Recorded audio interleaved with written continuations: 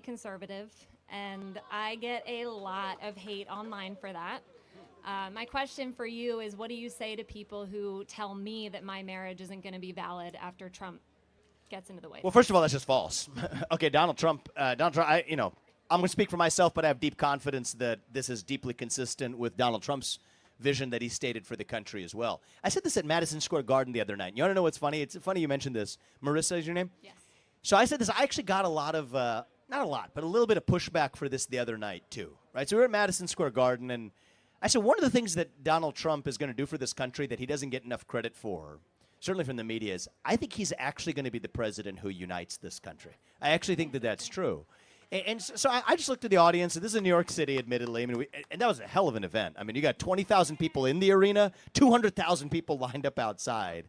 I haven't felt energy like that in a long time, and it did not feel like second-place energy, by the way. All right, it was first-place energy that night. I looked at the audience. I told them, look, I want to address black Americans. We want for you what we want for every American. Clean streets, good neighborhoods, safe jobs, good jobs.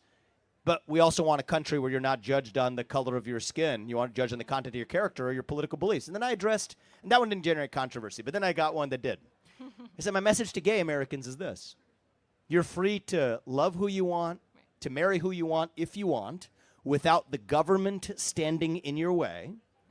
But that doesn't mean that boys should be able to compete with girls in girls' sports. 100%. And that doesn't mean that we subject our kids to over-sexualization or genital mutilation or chemical castration. And I think we should be able to draw those distinctions. And I think one of the things that happened, this is getting a little bit spicy in terms of things that people don't talk about. When you put the T into the LGBT, that's when I think things really went astray. Because think about the contradictions here. So you guys were at a university, let's be a little logical here. The same movement that for a long time said the sex of the person you're attracted to is hardwired on the day you're born, now says that your own sex is completely fluid over the course of your life. Like, it doesn't make sense. You can't believe these things at the same time. And so I think there is a deep tension between the L and the G 100%. in LGBT versus the T.